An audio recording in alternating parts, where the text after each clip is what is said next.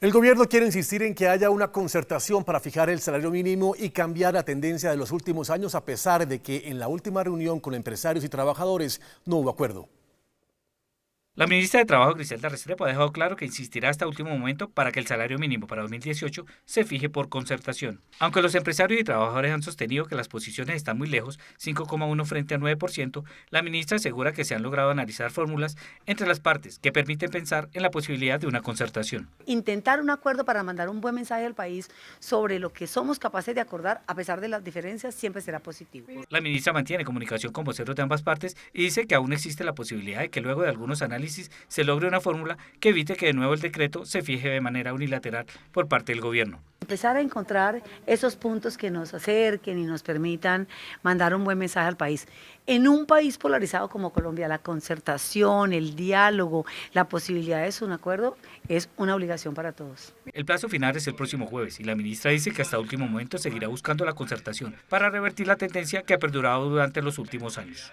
Algunos representantes de las centrales obreras están dispuestos a firmar un 7% de aumento. Los empresarios no se quieren mover de su propuesta. Sin embargo, en este momento no se conoce una propuesta de parte del gobierno de incremento salarial para 2018 que beneficia a 1,4 millones de trabajadores que devengan el mínimo. Mauricio, ¿cuánto llevamos sin llegar a un acuerdo para el salario mínimo? Años. Años, muchos. Años, claro. ¿Posibilidades que este año cambie la tendencia? Ninguna. Ninguna. La ministra Griselda Restrepo estaba diciendo que en un país como ese tan polarizado, llegar a un acuerdo era casi una obligación. No van a llegar a ningún acuerdo. No van a llegar a ningún acuerdo. Hombre, primero ese ritual hay que cumplirlo, es decir, hay que sentarse, negociar, tratar de encontrar el punto medio, pero todos sabemos que es muy difícil conciliar cuando hay posiciones como las de los empresarios que dicen que habría que aumentar el salario mínimo máximo 5%, depende del empresario al que uno le pregunte, y dependiendo de cuál sea el sindicato con el que uno esté hablando, habla de 10, 12, 14%.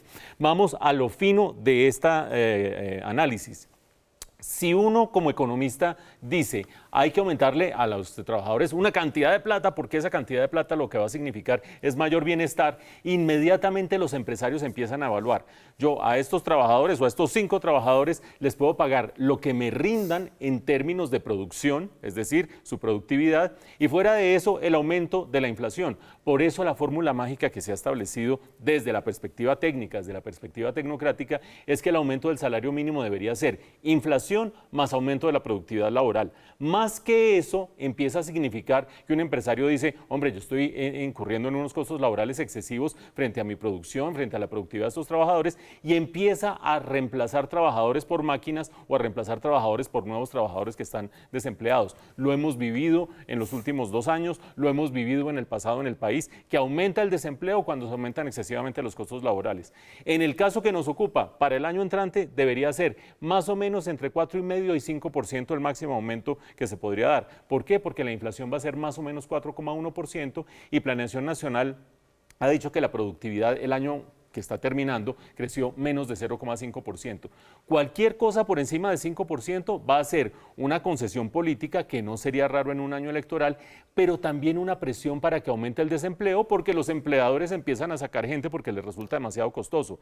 Ojo al siguiente dilema, en el corto plazo, todos felices de que se aumente el salario mínimo por encima de la inflación y la productividad, pero en el mediano plazo los que terminan pagando los platos rotos son una cantidad de desempleados que empiezan a decir, hey, ¿a mí por qué me sacaron? Pues porque usted era demasiado costoso. Lamentablemente la economía es así, es matemática, y creo yo que no obstante lo que terminen haciendo la ministra de Trabajo, vamos a terminar a final del año, es decir, a la vuelta de la esquina, con un aumento del salario mínimo no superior al 5%.